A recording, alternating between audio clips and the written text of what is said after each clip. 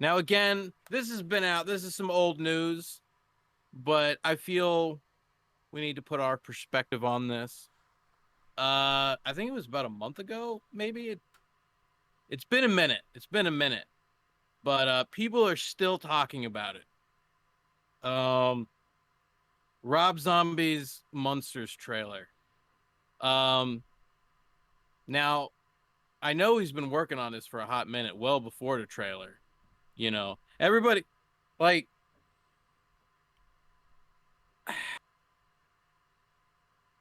is it really that like I'm not saying it was great, but is it really that bad? Because a lot of people are shitting on it. Because honestly, think about it. Like I know that not everybody like studies and watches and has the same taste as us, but uh from what we know of Rob Zombie, even not even just like his like actual what he's made film wise, but just like him as a person, we know that this is a series that has interested in him since like a fucking kid. So like this is like right up his fucking alley. It And was just a matter of time. it was a matter of time. Hit one of his calling cards is always casting his wife for better or worse. Sometimes it's great, sometimes it's Halloween too. Put a pin in Halloween 2. We're going to talk about that in a second.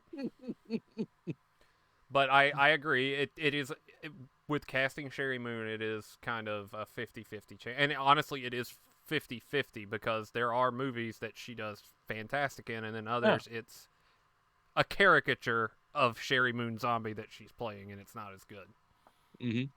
But when you watch the trailer, and I'm like, I'm not saying it was exactly what I expected because it very rarely is. But when I watched it, I was just like, to me, I'm like, this makes sense for Rob Zombie. Like it just made sense. I didn't love it. I didn't hate it. I'm just like, no, this makes sense. You had the reaction of, it's probably be okay. Yeah. I'm not saying that it's gonna be for everybody. I assume like this is one of those like odd niche things. Now,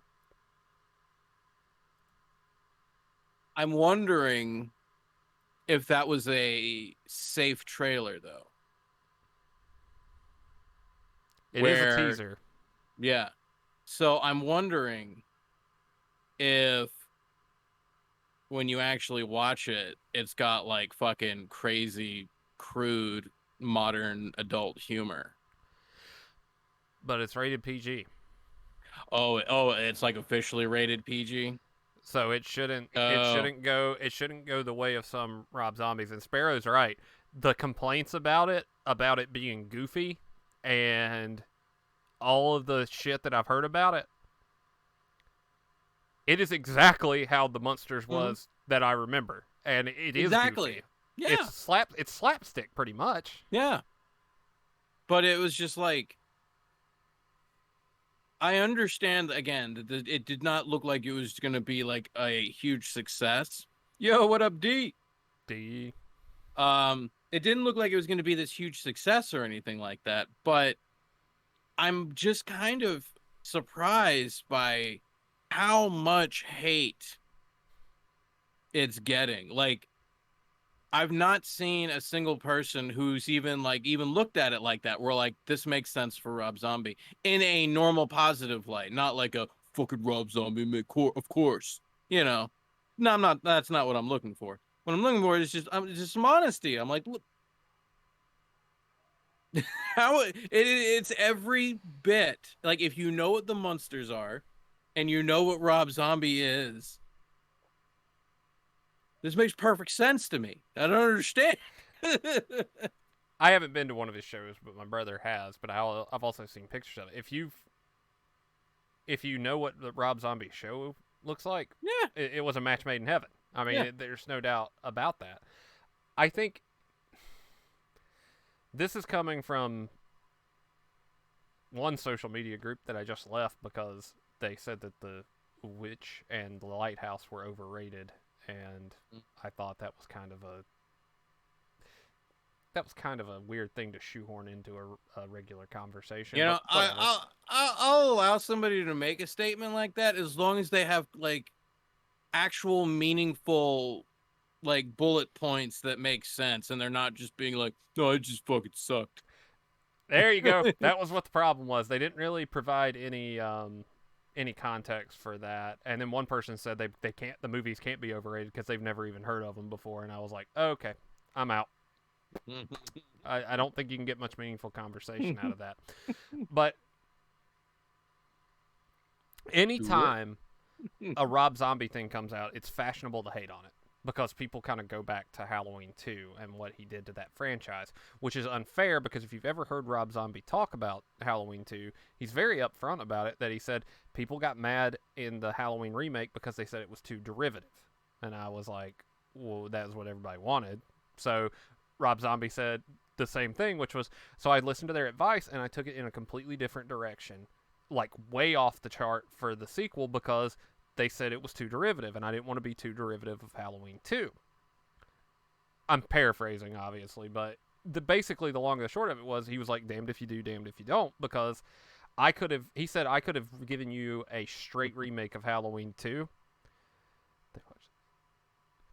Yeah, pretty much that. He could have done a straight remake of it, and Halloween 2 is my favorite sequel to the franchise, and people still would have shit all over it because it's the fashionable thing to do. Same thing happens to any time Eli Roth does anything. The second his name gets brought up, he gets brought up as being a hack, about not knowing anything about horror movies, which that's a bold fucking thing to say. And they bring up the fact that he did torture porn movies, but I was like, he did 2. And I don't count The Green Inferno as a torture porn movie because it was derivative of cannibal movies, and we watch cannibal movies, and holy shit, they no pun intended, they rip your guts out. Yeah. So I think what it has come down to is that the expectation is, because this loud minority of people who genuinely just don't like the Rob Zombie style, because I guess they just don't like it. And I'm going to agree with Sparrow there, Hostel was a game changer. If you look at Rob Zombie's, body of work, it's a lot of grindhouse stuff. It's a lot of stuff that we would like. We just don't necessarily like the execution on it, but that's okay. Yeah. Because there's no reason just to hate it because Rob Zombie's attached to it. The biggest thing I saw, and this told me that nobody read up anything on the movie, it was always going to be PG and it was always going to go to a streaming service. That was what the deal was from the get-go before Rob Zombie's name was attached to it. One of the first comments I saw in the teaser trailer was he's going to do something to trash this movie up and gore it up and do all this stuff. And I was like, did y'all not read a single thing about it before you made that comment? And that's what it is. It's a lot of times it's just misinformed opinions that cause this snowball of shit. And good. See, I did not. I didn't even know that there was an official rating, so that's good. But it makes me think now. Some people, if you're a fan of his, you probably know this. But if you only know the movie stuff and don't know facts about him. One interesting tidbit of information about Mr. Rob Zombie. I forget what his actual role was, but I'm thinking it was a cameraman. I'm not entirely sure. I think it was a cameraman, but he worked on the set, behind the camera, for the Pee Wee Herman show. That was his first job. And that makes sense. Yeah. So that totally makes sense. Yeah, for Pee Wee's Playhouse, that was his fucking first job ever. Before he was in I think it was before he was a musician, even before White Zombie. And see, I had no idea about that, but it all makes sense. I wonder if he does know Barry Fishburne. He probably does. And also, to your point, D, I also don't hate Halloween 2. Theatrical cut, mostly the director's cut is a little wonky, but I'll That's one of those opposite cases there, Ian, where the Mm. theatrical cut is actually, and I feel that way about the original remake of Halloween too, or of Mm. Halloween as well. I actually prefer the theatrical cut to it, but see, there we go. That tells me that Rob Zombie already had a backing in film prior to that. That's like, and if people say Pee Wee Herman doesn't give you the right to do horror, fuck yourself, because George Romero was doing Mr. Rogers' Neighborhood. Yeah. Don't get much um, more wholesome than that. but I wanted to bring up the Munsters trailer first, just to discuss it in general. But that leads me into this: is what are your thoughts on trailers in general? Because I enjoy trailers, but yet I know other people who absolutely refuse to watch a trailer. Like, all they want to know is the title, a very, very loose, brief, like 2 to 3 sentence like premise, and a release date. That's all they want to know, because they don't want to. Is if it's something that interests them, they don't want to be spoiled by anything. Not so much spoiled, but it's just like, they're like, oh well, sometimes they use the best scenes in the trailer. I don't like. What's the point? You know what I mean? So, uh, what are your thoughts like on trailers in general? And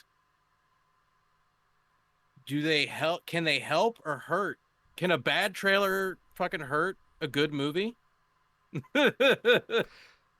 D D just brought up a good point about the trailer showing too much, and I'm going to loop around to that in a second, because all of what you said, there's a lot of yes and no for that. A bad trailer can just tank a movie.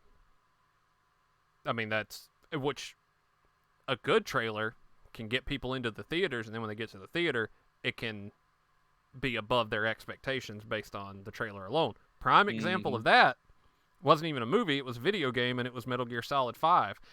I remember the New Order Elegia trailer, and it made that game look like it was going to be just balls out. And the game is great. I love the game, but a lot of people, it fucked with their expectations too much, and when the game came out, they didn't get what they thought they were going to get. And that's something trailers have to do, is to make you think you're going to get a certain thing and not subvert it so, oh God, subverting our expectations. Not subvert your expectations so much where you get something too different. I do agree that they do give you a lot of the great scenes of the movie, but they do it without context a lot of times. And if you know the psychological study on getting a book spoiled for you, where if you know what's going to happen, you actually are more intrigued to read the book because you want to figure out how you get to that point. The same can go for movies as well, although I think with a visual medium, that might throw things off a little bit. But Italian trailers back from the 70s and 80s were really bad about showing too much of the movie. And American trailers got into the same ballpark, too, where you were getting too much. I think you need to find common ground, and that's why I like the teaser trailer. Evil Dead reboot had, or sequel, whatever you want to call it, from 2011 or whatever, whenever it was, had a great teaser trailer. I Know What You Did Last Summer has a great teaser trailer. Leatherface, the Texas Chainsaw Massacre tree, has the Excalibur trailer, which is fantastic. It's a great teaser. Texas Chainsaw Massacre 2. All of the teaser trailers that give you just enough of the film to where it gets your excitement pulled up, and you're like, this is gonna do it. I know this is a Texas Chainsaw Massacre movie. I know Leatherface is in it. It's presented as kind of scary, but the music's a little whimsical. What's up with that? There could be something else going on there. I don't think that there's necessarily a problem with the way that trailers are done now, but everything is set up in trailers to be epic. Yeah. I know that. All right. So 3 trailers for me specifically. One, the first full, like, not a teaser, but like the full trailer, for The Last Jedi.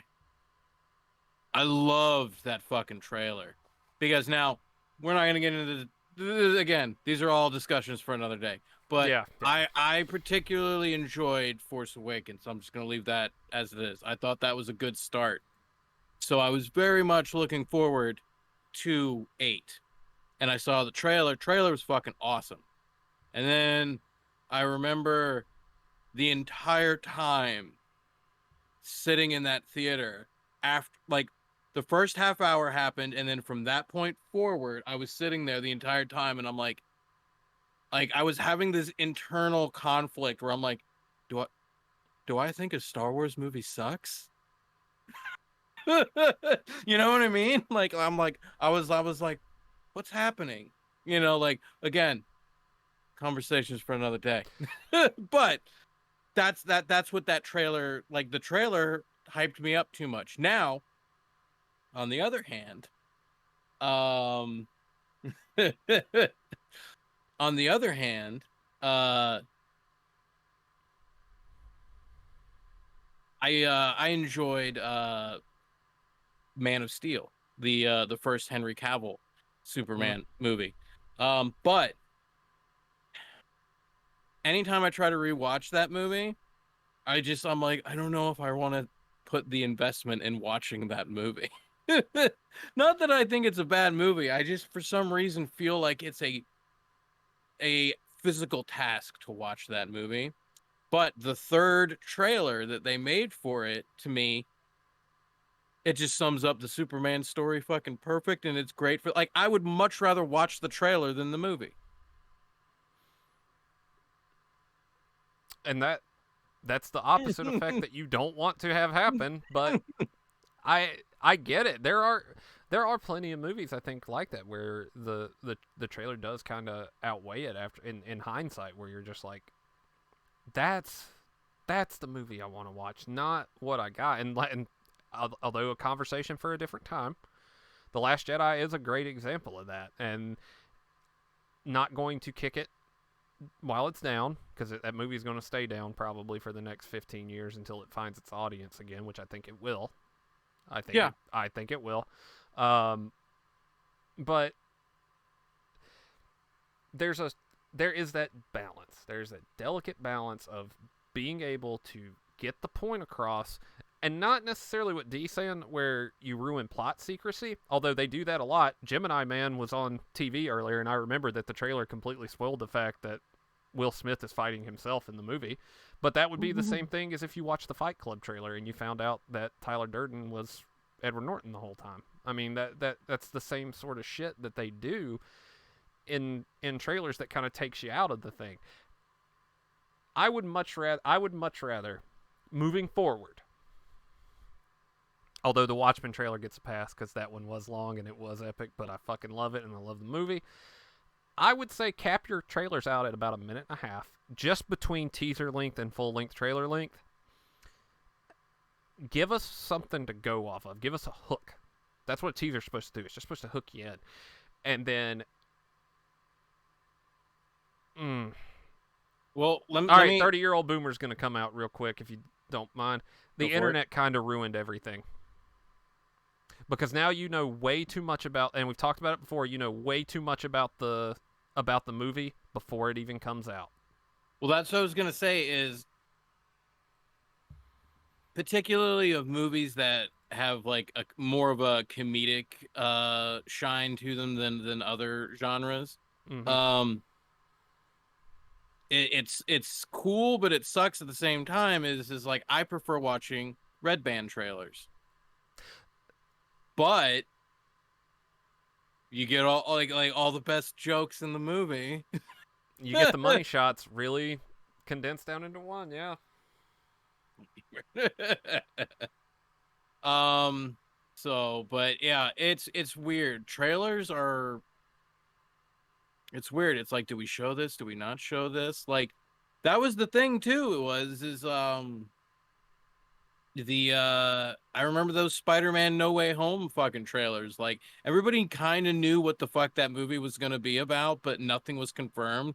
And then you see like certain trailers and you're like, holy fuck, like why are you showing me this?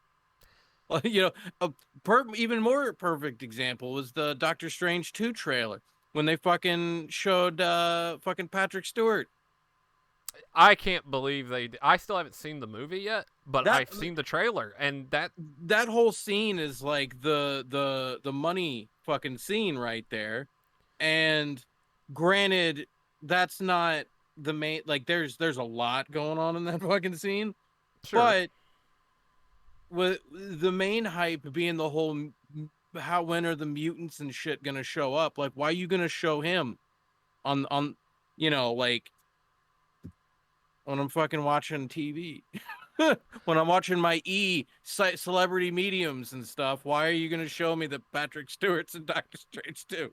I I mean, I walked upstairs. It was like a week after the movie came out, and I forget what it was that we had watched. I think it was, I think it was Prey. Entertainment Tonight spoiled the end of Prey. I mean, that's like, or something big like that. People they do that shit all the time. Mhm. Uh, but oh man, I that would be the equivalent of, again, to bring up the Evil Dead reboot. That would be the equivalent in that of showing the post credit scene in the trailer Yeah. of Bruce. And like, if you did that and you went to the theater after watching that and you got Bruce Campbell for 3 seconds, which, let's be honest, all of us would like 3 seconds with Bruce Campbell. Nothing wrong with that. Um, Facts. Facts. But imagine that, though. You go to the theater and you're expecting a Bruce Campbell driven movie, and then no, that's not what you got. That is the type of things that stupid class action lawsuits also come out of. But moreover, it makes your brand not trusted, that you're not going to get what you're being presented. And that, I mean, I could say the MCU does it all the time, but they end up doing something that makes you completely forget about it. But I'm not, I promised I'm not going to do it again. I'm not going to give you 30 minutes of me ripping them a new asshole. I just feel like with that kind of stuff, they are letting the trailer spoil stuff. They are letting the trailer spoil stuff because they want you in that theater, or they want you on that streaming service watching it, because they know you're a big fan of Patrick Stewart from X-Men. If I show you that, I know for damn sure you're going to watch it, even though you've been watching everything anyway. We have no real reason to do it. Well, do you think that the reason for that is just because back in the day, the kids, I know that you think that office work is like fucking Pam and Jim. It's not. But many moons ago, see, there was a certain phrase used, and it was called the water cooler moment, where where Gabe would see something on TV or in a movie or something, and it was really fucking cool, and he thought that I would think that it was really fucking cool. So when we're both on our 5 minute break from our shithole job at the water cooler, getting a sip of the H2O, slipping in a little vodka, um, and some scotch, um, he would be like, "Hey, have you seen? You need to go check that out." And then I would word of mouth is basically that type of advertising. Um, do you think that by just putting it in the trailer and the way that the internet works, that you're like, this is faster than word of mouth? Like, look at the shit that we have. There's more. As opposed to just waiting for somebody at work or school or somebody to be like, you need to go see this because you'll like it. It's faster that way, do you think? I think it is, but I don't think it holds as much weight. Because if I go out of my way, we're sitting in the projection booth, Mm-hmm. and I'm making a recommendation to you, You hate that's going to hold rocks? more weight. Sorry. I put it in like a chow. My bad. Or a chaw, excuse me. I think that holds more weight, though, because the internet can do whatever the fuck it wants, you know? Yeah. You can watch the trailer, and you might say that looks cool. If someone who is a trusted source to you comes up and says, "Hey, I I was dicking around on the internet last night, and I saw a trailer for this movie called The Heroin Busters. And you're like, what? And I say, no, it's really cool. There was this crazy plane stunt in it, and soundtrack was rocking. You're gonna say, okay, I might go check that out. You go watch the trailer, then you go watch the movie, and you're like, oh yeah, okay, that's awesome. That's how it should be.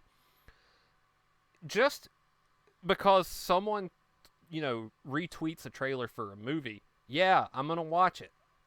But if I don't take the time to actually sit there and comment on it, I don't think that holds as much weight. I mean, it's faster, yeah, but at the same time, I watched plenty of trailers that got posted to Twitter last year, and you know how many of the movies I actually watched of them? A very small percentage of the amount of trailers that I watched. Even though I said, yeah, it looks good, I don't think... Thank you, D, and thank you, Sparrow. That's exactly what I'm trying to say. It doesn't hold the weight that it does from a source that you trust, and it doesn't have that organic feeling that I can remember being on campus, and we got early screeners of movies, and they would play them in the theater on campus. That's how the first time I saw Body of Lies and Zach and Miri Make a Porno. We got the early screeners for campus, and word of mouth spread. I saw the trailer, or I saw I saw the flyer all around campus. But it wasn't until someone said, hey, I read up on that one. That's good. That's good shit. We should go watch it. And I was like, all right, well, fuck it. We'll go do it. Yeah, it doesn't hold the same weight. It's funny, too, because I was watching something the other day, and they were talking about, releasing movies early in small towns and stuff. Like the sneak preview, and it was done to generate that word of mouth where like people would be like, oh, hey, no, I saw that, go see that, da da da. And it's smart. That's fucking very smart for the time, when there wasn't internet and shit like that made sense. But I started thinking back, and I'm like, I've only ever once in my life ever been to a sneak preview movie that came out before it was out everywhere else. And it was for Cops and Robertsons. You're not going to strike gold every time, man. It's just like, and I'm like, just the idea of like having to like, it's like, no, that was a great movie. I saw that early. The cops, they just take over that family's whole house. It's hilarious. I feel like comedy movie screeners like that though are just that very thing. There, it's a double-edged sword from hell, because you're either gonna walk away from it happy, or you're gonna walk away from it and rag on the movie, which is actually most of the time what they want anyway. That way they can say, oh shit, when we get this out on the market, if we don't make some changes, this is gonna this is gonna be paltry at best. Other movies like that though, I feel like it becomes it was okay, and that's equally as bad. We know that being average is the worst thing that you can be when you're doing a film, but you got to do the early screener Land of the Dead. That's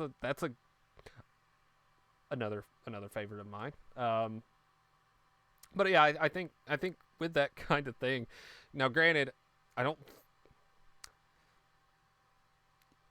think you necessarily helped bomb that movie. I think it was kind of set up not so good from the start, although I don't remember it all that well.